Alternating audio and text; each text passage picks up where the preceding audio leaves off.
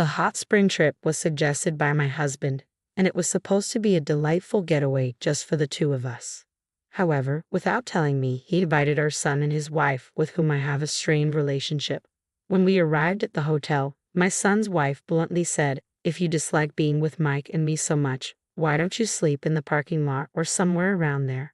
Her mocking words, combined with my husband and son's failure to intervene, pushed me to my breaking point. "Fine, do as you please. I'll be sleeping outside then." "Bye," I retorted and got into the rental car parked in the hotel lot, heading out for a night stroll to clear my mind. As I wandered the streets until dawn, I heard the sirens of ambulances and fire engines. When I turned my phone back on, I found an incredible number of missed calls from my husband and son. "What the hell are you doing? How many times do you think we called and texted you?" my husband demanded when I answered. He and my son were frantic, explaining that a careless smoking incident had caused a fire scare at the hotel. I was utterly appalled by their lack of apology, so I gave my husband one last chance. "Hey, which is more important to you? Mike and his wife or me?" "What? What's with that all of a sudden? Is this the time to be asking that? Just come back already," he replied. "I see, that's fine.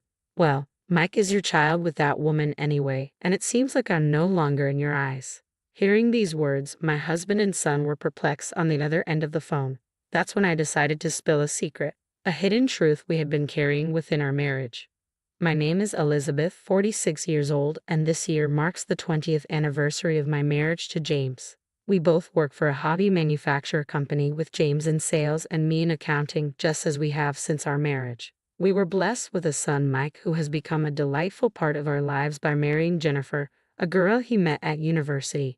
To outsiders, we might appear to be a normal, happy family, but in reality, we are facing a certain issue. One day, as I was preparing dinner after returning home, I noticed James researching something on the computer. Curious, I peered over and saw beautiful resorts and hot springs displayed on the screen. I couldn't help but lean in closer with excitement. James turned to me and said, "Actually, I've been thinking about planning a trip soon." "A trip? That sounds wonderful." I couldn't contain my excitement and raised my voice. "See, we've both been busy working and haven't had much chance for this kind of thing. Don't you think it's about time we let loose a bit?" "Yes, I've been feeling the same way," he replied. Fortunately, outside of our busy seasons, we both have flexible schedules that allow for time off. Just thinking about the trip made me giddy with excitement, something that hadn't happened in years. Though James initially helped with household chores after our marriage, he eventually stopped, citing work as the reason, leaving me to handle most of it. This trip, suggested by James himself, was a much-needed break from the accumulated fatigue and stress, more than anything. I was happy when my husband, who usually only showed interest in his work and rarely conversed with me, suggested we go on a trip together. "The trip is a great idea," I said, "but there's something I've been hesitant to talk to you about." "Hesitant about what? What is it?" he asked. "You know what I'm talking about. It's about Mike and Jennifer." Hearing our son and daughter-in-law's names made my expression darken. Since advancing to junior high, Mike had grown distant and cold towards me, his mother. Ignoring my attempts to talk, he would lock himself in his room or go out, and on the rare occasions he did respond, it was with a dismissive, "It's nothing," or "Leave me alone." At times he was outright rude, demanding, "Hurry up with the food," or "Give me some pocket money." There were even instances when I was locked out of the house, not just by the door but by a chain gate. Initially, I dismissed it as a phase of rebellion, but when his harsh words and actions persisted, I grew concerned and consulted James several times. However, James brushed it off, saying, "Isn't that just a phase of rebellion? Or maybe just adolescence? You should understand that and deal with him properly as a mother," showing little concern for the matter. I tried to reach out to Mike, but his attitude remained unchanged. After advancing to high school, he moved into a dorm and continued living in one during university, hardly ever returning home. Even after marrying Jennifer, I wasn't invited to their wedding, and my letters of congratulations went unanswered. When Mike brought his wife Jennifer home, I immediately sensed a mismatch. Her brightly dyed hair, heavy makeup, and flamboyant attire made her appear quite flashy, even for her age. In front of James and Mike, Jennifer behaved normally. But the moment we were alone, she stared at me, then glared and said, "I wondered what kind of woman the mother of Mike would be, only to find out she's this plain. No wonder Mike detests you." Her derogatory words and expression cut deep. I thought Jennifer was indeed a perfect match for Mike. Interestingly, they didn't have any children and seemed to live a carefree life, despite their apparent dislike for me. Much like Mike's. From the day they were introduced, they began to frequent our house often, usually with Mike in tow. When they visited, Mike and Jennifer would lounge around, hurling insults at me, and even stay for dinner. I was left to prepare and clean up the meals alone while they arrogantly demanded more drinks and snacks, leaving me no peace. I rarely joined their conversations, but Jennifer once condescendingly said, "Elizabeth, why do you even work after getting married? Spending hours surrounded by old men making toys?" I couldn't do that. Jennifer, being supported by Mike, doesn't work herself, and given her habit of skipping work, likely wouldn't last long in any job. Hearing her gleefully talk about skipping past jobs, I sighed inwardly. Unable to tolerate Mike and Jennifer's selfish and tyrannical behavior any longer, I once again sought advice from James. However, he simply said, "Mike is still as rebellious as ever, but Jennifer isn't that bad, right?" Feeling miserable, I replied, "But I'm being treated like a maid by Jennifer." I had my job too, and my body couldn't handle the stress any longer. Despite my concerns, James would just play dumb and brush it off, claiming he didn't know what to do. Eventually, the visits from Mike and Jennifer stopped. Whether they no longer wanted to see me or had other obligations such as work or finances, the reason was unclear, but their absence from our home was certain. Still, it seemed James continued to meet with them. Sometimes I could smell their perfume and cigarette smoke on him when he came home. As an asthmatic, cigarette smoke was particularly harmful to me, so I had asked Mike and Jennifer to refrain from smoking inside the house during their visits. Even with our strained relationship, I found relief in not having to endure their unpleasant behavior. I was determined to ensure they wouldn't interfere with our hot spring trip, and I worked hard to convince James of this. Relieved when he agreed, I looked forward to our trip to Hawaii. I pored over the guidebook daily, bought new clothes, and eagerly anticipated the vacation. However, the intrusion began on the very first day. As we arrived at the airport security check for our Hawaii-bound flight, pulling our suitcases and preparing to pass through the ticket gates, I was stunned to hear familiar voices. I turned around to see Mike and Jennifer standing there. "What? Why are you here?" I asked in disbelief. "Didn't Dad tell you? We decided to come along to Hawaii," Mike replied. I was dumbfounded and glared at James. "Mike and Jennifer have always dreamed of going to Hawaii," he said. "I'll handle them, so please let's go together." I was astounded. Despite all my efforts, including working hard and dieting for this trip, James still prioritized Mike and Jennifer. My plan seemed ruined, and I decided there was no point in going to Hawaii with such unpleasant feelings. As I was about to turn back, Mike and Jennifer stopped me. "For the past 11 years, I've wanted to reconcile with you, Mom, but I couldn't bring myself to be honest about it," Mike said. "I know my behavior wasn't right, and I realize now that I've been awkward and unfair. I want to get along with you, Elizabeth, and I don't want to strain our relationship any further." I was taken aback. It was the first time Mike had shown such humility, and Jennifer seemed eager to avoid appearing as the villain. Reluctantly, I agreed to go to Hawaii with the four of us. On the plane, Mike and Jennifer were in high spirits, ordering and starting to drink alcohol, while James sat happily next to me. Despite their upbeat mood, I felt an odd sense of unease and tried to distract myself by gazing at the scenery outside the window. Upon arriving in Hawaii and renting a car, we started our trip based on the plan James had revised on the plane. However, it wasn't long before Mike and Jennifer began to ignore my presence, speaking only to James. At water-based attractions like Sea Life Park and Waikiki Beach, they would intentionally trip me, making me fall and get soaked. At lunch, they pushed their leftovers onto me, among other forms of harassment. The tension escalated after dinner when Mike and Jennifer came to our hotel room, wanting to drink. When James went downstairs to get some snacks, Mike and Jennifer, who had bought alcohol in Hawaii, sat on my bed without asking. Mike pulled out an ashtray and cigarettes. "Hey, this is a non-smoking room. Stop it, please," I said. "It's fine if we ventilate," Mike replied with an annoyed look, and Jennifer began to light a cigarette as well.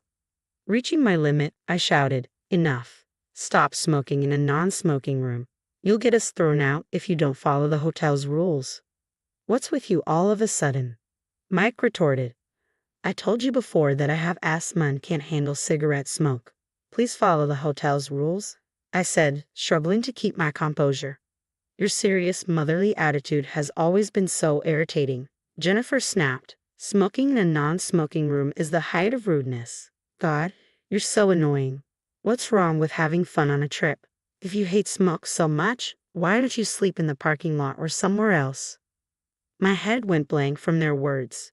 Just then, James returned from his errand. Hey, it's loud even in the hallway. What's with all the shouting? I can't stand being with these two for another second, I said.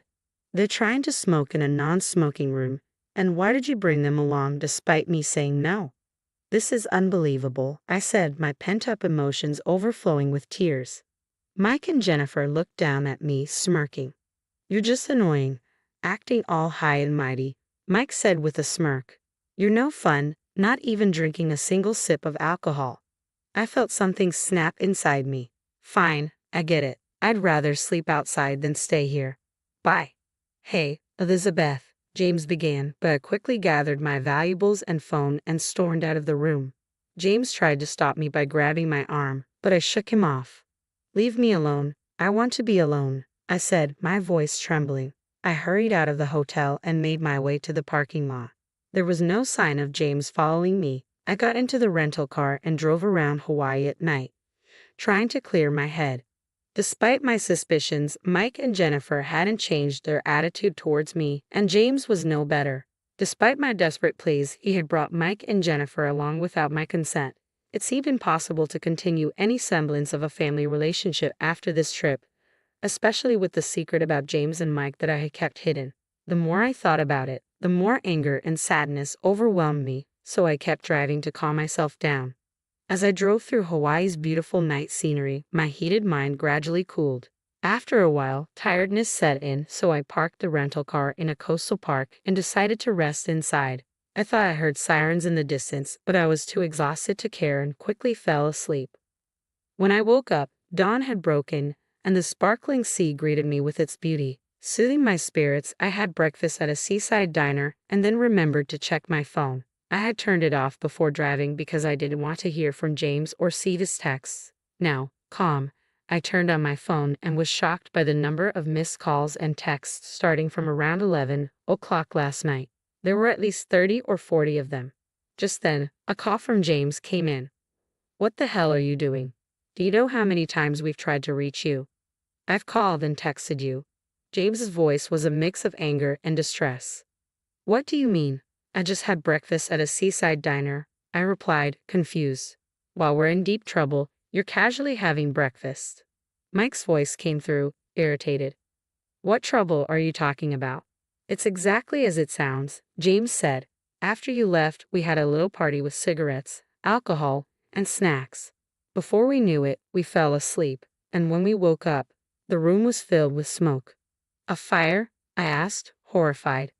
Yes, James confirmed. The cause was Mike and Jennifer's cigarettes not being fully extinguished. Thankfully, it was just a small fire, but the fire trucks arrived in droves, and everyone in the hotel had to evacuate. Now we're being blamed for it. Jennifer suffered a minor burn and was taken to the hospital. Mike and I have to go to the police for questioning and apologize to the hotel staff.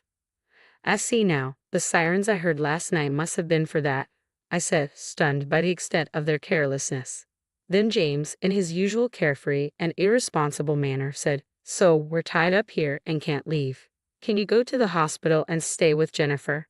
The lack of apology and his prioritization of Jennifer over me made it clear that some things would never change. I decided to give James one last chance. James, who is more important to you, me or Mike and Jennifer? What? Why are you asking that now? This isn't the time, James replied, sounding bewildered. Well, I said, by then, I was completely disillusioned with James's attitude. Hey, what do you mean? Don't joke around at a time like this, James said, his frustration evident. Well, Mike is your child with that woman, and it seems I'm no longer in your thoughts, I said, as both James and Mike looked confused by my words. I took a deep breath and decided it was time to reveal the secret I had kept hidden. Mike, you are the child of your father and his mistress, I said firmly. Mike was stunned into silence and James grew visibly agitated as I continued. 24 years ago, James had an affair with a woman who worked with us at the time. By the time I discovered the affair, she was already pregnant. She had the audacity to tell me, "I'll give you the child, so don't demand any compensation." I found her contemptible, but I couldn't bear the thought of abandoning the child. So, I decided to raise the child, yourself, as my own without seeking any compensation. The mistress was fired, and James's affair became known, but taking you in helped soften the blow. Despite not being biologically related, I raised you as my own. However, your rebellious phase began in middle school and only worsened over time, which I initially thought was normal adolescent behavior. As the years went by, your attitude grew increasingly challenging.